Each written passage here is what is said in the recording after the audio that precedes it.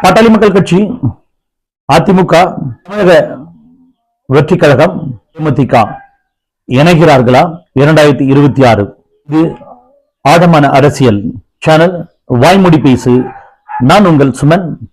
இது ஆழமான அரசியல். முழுசா பாருங்க. வீடியோ பிடிச்சிருந்தா லைக் பண்ணுங்க, ஷேர் பண்ணுங்க.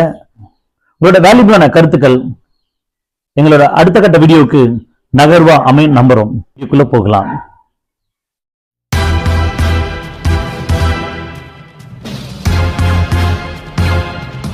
அதிமுகவின் பொதுச் செயலாளர் திரு எடப்பாடி பழனிசாமி அவர்கள் டெல்லி சென்றிருக்கிறார். டெல்லியில அவர் கட்சியின் அலுவலகத்தை பார்வையிட்டு பிறகு உள்துறை அமைச்சரை சந்திப்பதற்கான வாய்ப்புகள் அதிகமா இருக்குதுன்னு பார்க்கப்பட்ட திரு அமித்ஷாவை அவர் பார்ப்பதற்கான நோக்கம் என்ன? முக்கியமான காரணம் 2026 பாஜகவுடன் அதிமுக கூட்டணி வச்சு தேர்தலை சந்திக்கிறதுக்கான 90% வாய்ப்புகளை தான் பார்க்கப்படுது.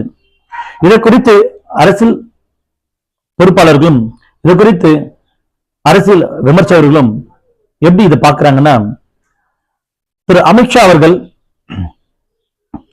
தமிழகத்துல ரொம்ப பலமான கூட்டணிய 2026 முன்னெடுக்கும் நினைக்கிறாரு.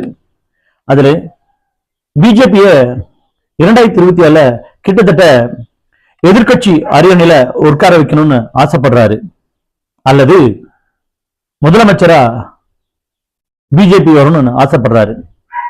இந்த காலகட்டத்தில தான் திரு அண்ணாமலை அவர்களுக்கும் திரு எடப்பாடி அவர்களுக்கும் வார்த்தை போர்கள் ஈகோவா மாறி மனஸ்தாபங்களா மாறி அது கூட்டணி பிரிவினைய உருவாக்குச்சு 2024 பாராளுமன்ற எலெக்ஷன்ல.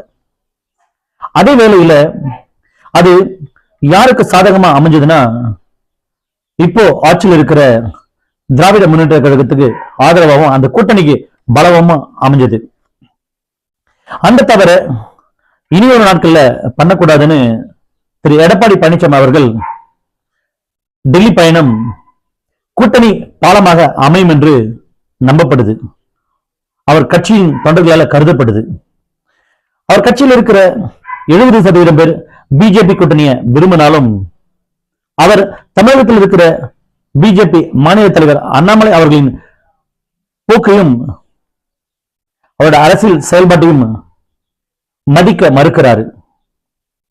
இதன் நிமித்தம் அமித்ஷா அவர்கள் தமிழ்நாட்டில் வானதி அவர்களையும் நயனார் நாகேந்திரன் அவர்களையும் ஒரு கூட்டணி பேச்சுவார்த்தை குழுவின் அங்கமாக வகித்து 2026 பிஜேபி கூட்டணி பாலமாக வானதி அவர்களும் நயனார் அவர்களும் செயல்படுவாங்க அப்படின்னு மேலிடத்துல பேசணும். அப்படின்னா அது சரியான வாய்ப்பும் சரியான நேரமும் சரியான சந்திப்பும் இருக்கு அப்படின்னு டெல்லி சென்று அதிமுக சேர்ந்த கட்சி முக்கிய பொறுப்பாளர்களும் மீட் பண்ணிருக்காங்க. இது இந்த மீட்டிங்க்கு அப்புறம் கிட்டத்தட்ட அதிமுக கூட்டணியில் பிஜேபி 75% உறுதியா நம்பப்பட்டது.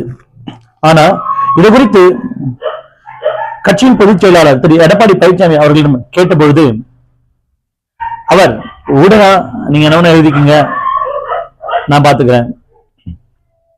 ஊடகம் உங்களோட பரபரப்புக்காக நீங்க என்ன எழுதுவீங்க. மேபி 2026 வரட்டும், இன்னும் எலெக்ஷனுக்கு 1 வருஷம் இருக்கு, அப்ப கூட்டணி பத்தி முடிவெடுத்துக்கலாம் அப்படின்னு போற போக்குல சொல்லிட்டு போறாரு. பட் அரசியல் பார்வையாளர்கள் பார்க்கிறது என்னன்னா, 75% 90% அதிமுக கூட்டணியில பிஜேபி கன்ஃபார்ம் ஆயிடுச்சு அப்படின்னு தான் சொல்லப்படுது, நம்பப்படுது. பொறுத்திருந்து பார்க்கலாம். இது எடப்பாடியின் ராஜதந்திரமா அல்லது அமித்ஷாவின் சாணக்கியத்தனமா? பொறுத்திருந்து பார்க்கலாம். அடுத்ததான் நம்ம பார்க்கிறது என்னன்னா, திரு சீமான் அவர்களும் திரு அண்ணாமலை அவர்களும் சமீப நாட்கள்ல அதிகமா நெருக்கம் காட்டுறாங்க. அந்த நெருக்கத்துக்குள்ள மூன்றாவதா ஒரு கட்சியும் நெருக்கம் காட்டுது.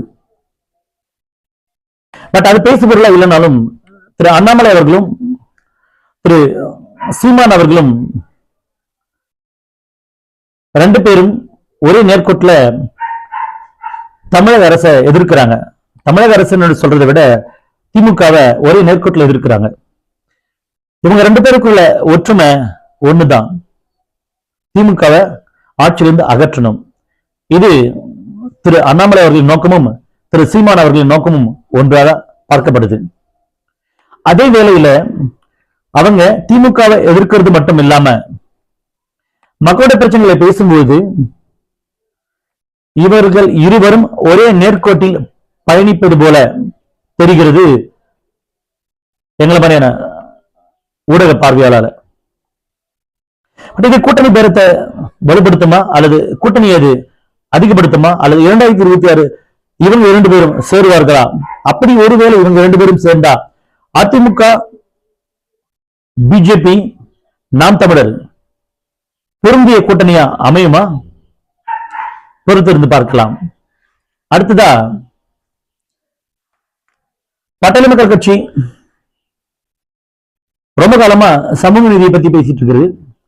பாட்டாளி மக்கள் கட்சி இன்றளவும் அந்த கட்சியோட பொதுச் செயலாளர் பட்டியலின மக்கள் தான். தமிழ்நாட்டில் அம்பேத்கருக்கு அதிகமா சிலையை திறந்ததும் அவங்கதான்.